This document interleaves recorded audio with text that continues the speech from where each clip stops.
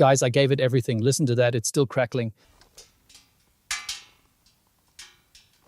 Yamaha MT-07, flat out for you during the 1000 PS HOTLAP video runs that we do here. And this one's something special, the Yamaha MT-07 with the new YAMT automatic gearbox. How quick is it? Let's find out together.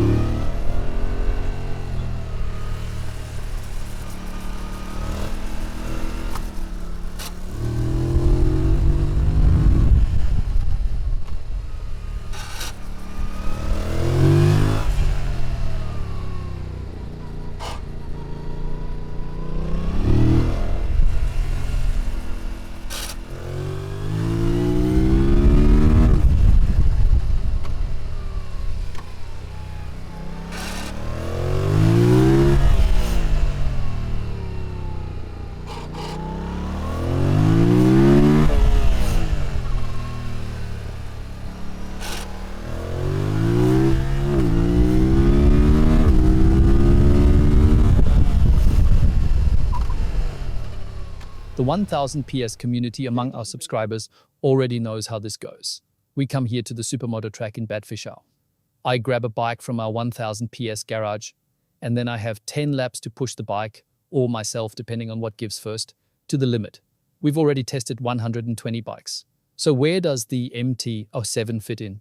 The MT-07 used to be a bread and butter bike, and now with this automatic gearbox, it's been lifted up a notch in terms of riding comfort and how much high-tech is packed into it. But it hasn't lost its edge. What I really liked here on the test track, our HOTLAP circuit, is that charismatic engine that translates throttle input very directly into torque delivery at the rear wheel. It still has that punchy character. And the throttle response and torque curve are clearly designed with a bit of a hump in the mid-range. But that doesn't have a negative impact at all here. There wasn't a single moment where it overwhelmed me.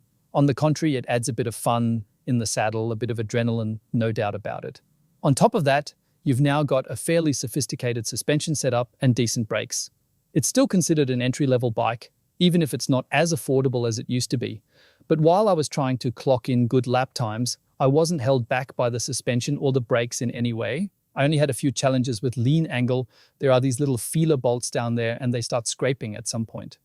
But I don't want to screw them off, because they're there for a reason. If you remove them, the next thing that scrapes is the exhaust. And that's probably not something Yamaha Motor Deutschland wants to see. We actually got it from Yamaha Motor Deutschland. So pretty early on, I reached the bike's lean angle limit. The pressure point on the front brake did give me a bit of a fright. That initial bite was a bit too intense for my liking.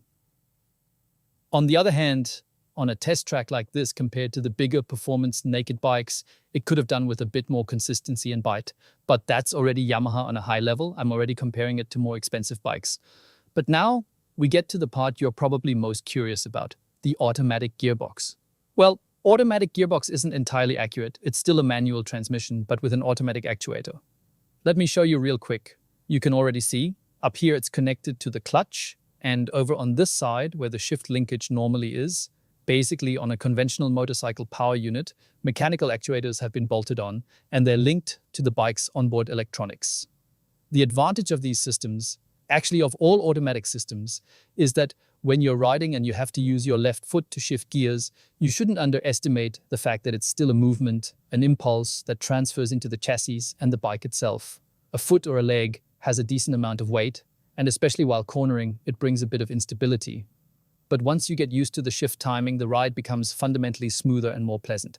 Now, in this particular setup on the Yamaha MT-07, the shifting unit has a fairly sporty calibration and it engages the gears with quite a strong mechanical impulse. That means, and you might see this in the onboard footage, you get a pretty loud mechanical sound and there's still a slight jolt in the torque delivery. So you don't entirely get that stoic, smooth flow through the corners with the gears being silently slotted through.